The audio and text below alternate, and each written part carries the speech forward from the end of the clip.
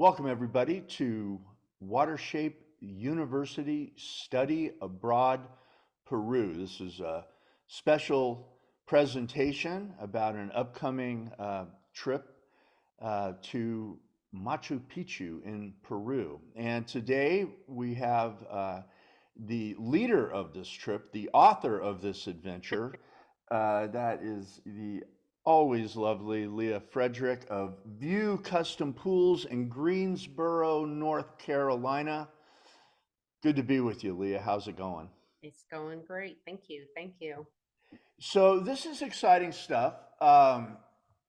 You've put together a truly an adventure to to Peru, to Machu Picchu, where you've been before. And in fact, we did a feature article in Watershape's magazine about your trip. It was called Elevated Ambitions. Look it up at watershapes.com, and you get a good idea of what they experienced, what Lea and company experienced last time.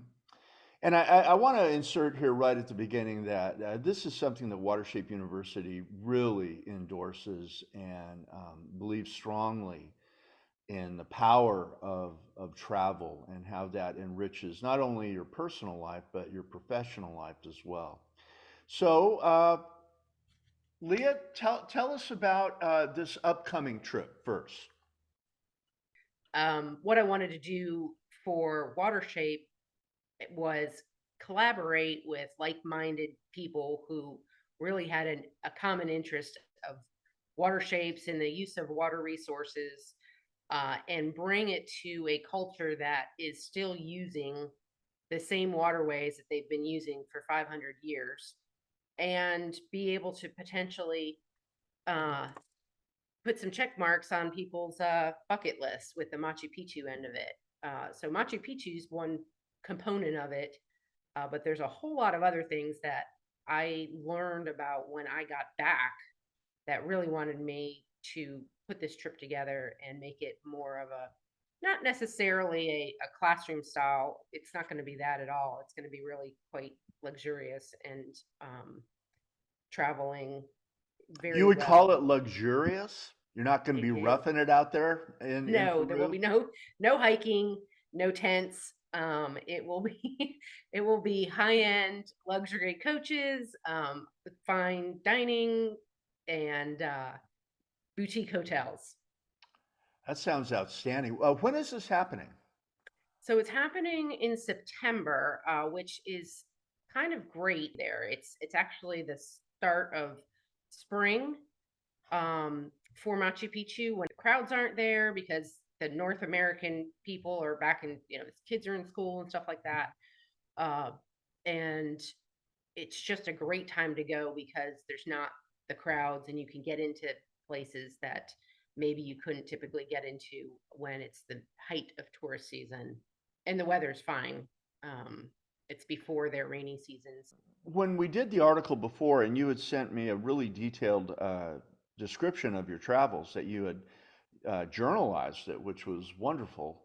I was taken by the fact that Machu Picchu is a highlight and one thing, but there's a whole region of ruins and culture and towns that have been there for centuries. It's not just this one mountaintop location, is it? It's a whole No. vast place with Yeah, lots and of in fact, interests. there is one place that we went to that we'll spend a day or almost 2 days at, called Olean Taitambo, and we got there late in the evening or like around dinner time, so it was getting dark already, so we couldn't see any of um those ruins, and those looked spectacular. And when I got back from Machu Picchu and learned about those, that was the number one reason I wanted to go back, because we left for our hike the very next morning at like 3 in the morning. So there was no seeing anything in that town. We got to eat dinner there and walk around in the evening, but we didn't get to go to the ruins there at all. And there, that town is the oldest civilized town still in use since the Incas. So people that are living there are descendants of the Incas, and the town is still running just like it was 500 years ago, with some more And hotels now. there's the water temple, right? Yes. This is a major point for this audience. People that might be considering going, is that this is a culture that celebrated water, and it was very inventive in the way that water was contained and distributed throughout their towns and the area. Did as a water shape designer yourself, that must have been an exciting and enriching aspect of this journey. Oh yeah, yeah, yeah. I think traveling anywhere, you start to see things that are design details that kind of come across in your personal design adventures, as well as maybe you're just more versed in what different cultures do and how they move water, and creative ways of doing it that are much prettier than some of the ways that we do it here in the United States. I was taken by some of the runnels that run through the towns, these open Yeah.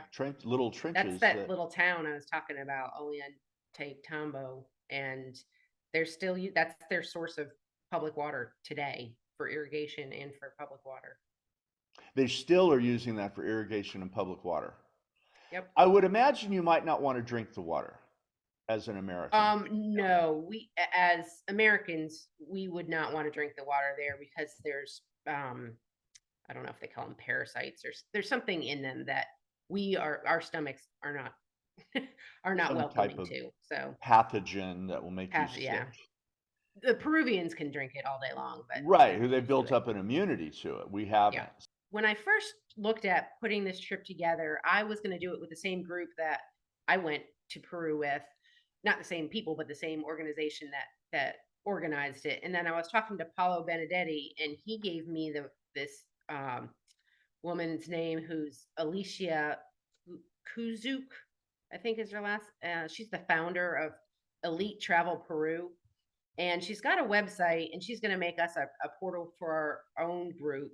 But she has been in Peru since 2010, took a family trip over there with her daughter, and they realized, her daughter was 15 at the time, that there was a lot of people there without power. She's very heavily involved with water resources now too, but she initially went over there and started helping them with solar power, so much that she's actually, I have a fact on her. It says she's internationally known for her philanthropic social endeavors in Peru.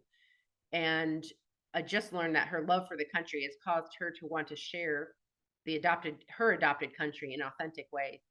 That she's been honored with a TED talk on her work, and you can see that on her website. She actually does like this 20-minute talk about her travels to Peru. She's actually from Connecticut, and that's where she's based out of, but has spent a great deal of time in Peru and helping the Peruvians, and just kind of feels like that's a second home to her. She does other trips also, but this is kind of her baby. And so when I started talking with her after the recommendation from Paulo, I realized her trip was going to be much more focused on the itinerary that maybe us as water shapers would want to see, versus the typical, touristy stuff. There's some fountains that we're going to see. There's some waterways that we're going to see. It's not going to be all water, but we're going to have a lot of fun and all.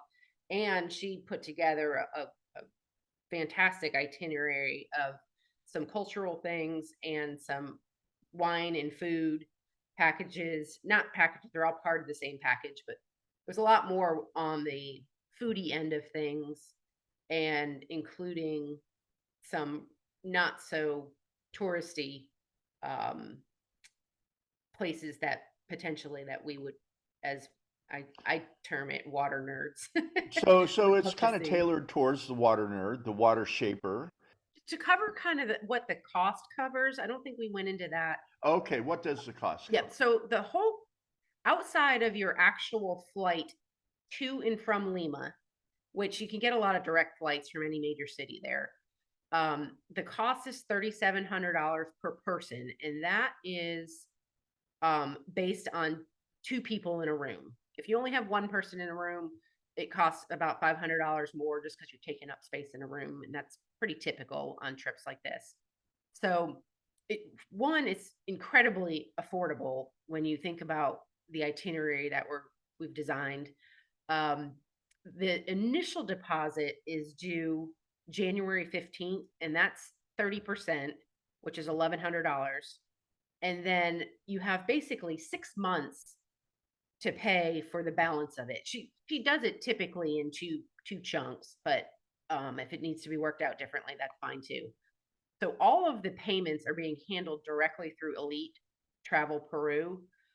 They'll have a website, and again, they're going to set up a portal for us. And their phone number is actually her cell number, and I have that here somewhere. It's on the flyer too. Um, that is actually Alicia's phone number, and she can handle the finances of it. But the 60 days before we go, that's when the balance of the 2590 is due.